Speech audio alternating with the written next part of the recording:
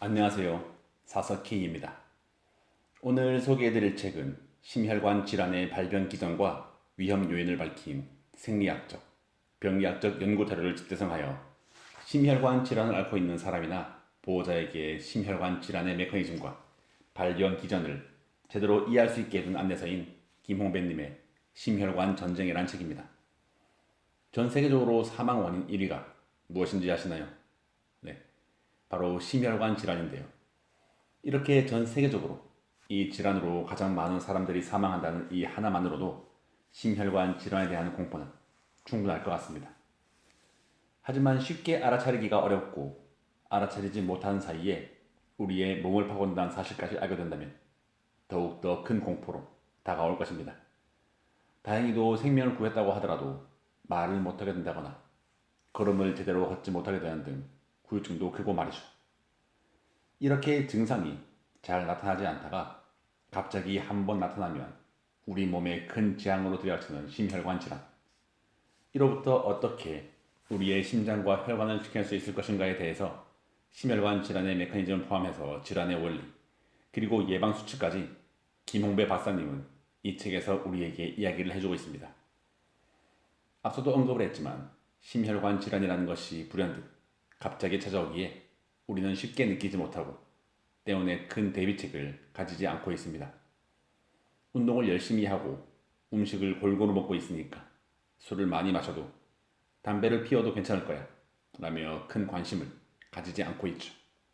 다시 말해 우리 몸에 대해서 우리는 자만을 하고 있죠. 하지만 김홍배 박사님의 말에 따르면 심혈관 질환을 예방하는 것은 그리 간단하지 않다고 합니다.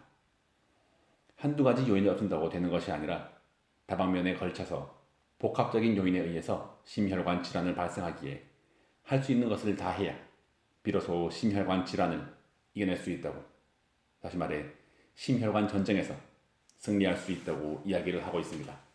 제가 이 책을 접하게 된 것이 지난 2023년 염증으로 인한 붓기와 통증으로 꽤나 고생을 했고 병원을 수차례 다닌 결과 무언가 외부의 자극에 의해서 다친 것이 아니라 내부의 문제, 즉 염증의 문제라는 답을 들었을 때입니다. 생각해보니 통풍이라는 무서운 염증에 의한 질병을 가지고 있으면서도 찌르는 듯한 정말 참기 힘든 통증이 찾아오는 그 시기만 지나면 또 무관심해져 버리고 마는 저를 발견하게 되었습니다. 지난 2024년만 하더라도 연초에는 오른발의 통풍으로, 그리고 9월에 왼쪽 무릎의 염증에 의한 통증으로, 그리고 11월 한국 방문 시에 왼쪽 무릎의 통증이 재발하였고 연말에는 오른쪽 무릎의 통증이 찾아오는 등 제 몸은 이미 만신창이었습니다. 그러면서도 염증에 대해서 무관심했고 몸속의 염증을 줄이는 노력을 하지 않았다는 생각이 들었습니다. 그러면서 제 몸에, 그리고 그렇게 아픈 저를 바라보고 걱정해준 와이프에게 미안해지기도 했죠. 저는 그렇게 이 책을 만났습니다. 본래 염증이라는 것은 면역세포의 활성화를 통한 세균, 바이러스, 독소로부터 오는 감염을 제거하여 병원체로부터 신체조직을 회복하는 정상 과정이라고 합니다. 하지만 이 염증이 장기간으로 몸속에 남는다면, 그러니까 만성염증이 되어버린다면 이는 오히려 면역계 내성을 파괴하고 혈관이 좁아지는 일에 직접적으로 작용을 한다고 하죠. 대표적으로 CRP, C 반응성 단백 수치가 높은 사람은 일반적인 사람에 비해 심혈관 질환에 의한 사망 확률이 2배나 높았다고 하는데요.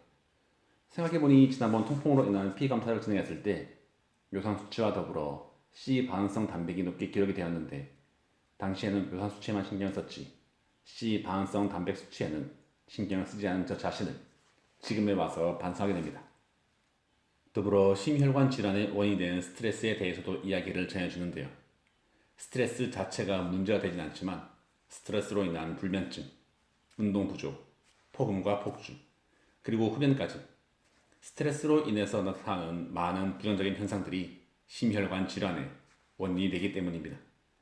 그렇기에 스트레스와 같은 마음의 악영향이 심혈관 질환에 영향을 끼침을 알고 몸은 물론 마음의 건강도 지켜야 한다고 이야기를 해주고 있습니다. 그리고 언제나 그렇듯 적정 체중을 유지하는 것, 꾸준한 운동, 그리고 충분한 수면은 심혈관 질환에 대한 최선의 공격이자 방어라고 강조를 하고 있습니다. 알고 있지만 어려운 것, 그리고 어렵기에 중요한 것이죠. 그래서 많은 이들이 제대로 지키지 못하고 있고 말이죠. 네, 저도 물론 마찬가지입니다. 그래서 과체중, 운동 부족, 수면 부족이 불러오는 심혈관 질환의 원인과 과정에 대해서는 말을 아끼도록 하겠습니다. 저도 그렇고 여러분도 그렇고 모두들 잘 알고 있을 테니 말이죠. 그리고 마지막으로 흥미로웠던 부분은 김홍배 박사님이 책에서 마지막으로 이야기한 좌식 생활의 위험성에 대해서였습니다. 그리고 그로부터 시작되는 일주기 리듬까지 새롭게 알게 되는 내용이 많았습니다.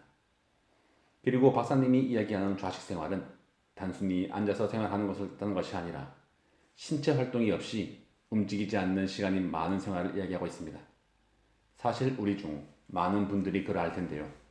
현장직이나 야외 활동이 많은 직업을 가진 사람이 아니라면 하루 8시간 이상을 사무실 책상 앞에서 컴퓨터와 싸우고 있는 게 바로 우리들이니까요.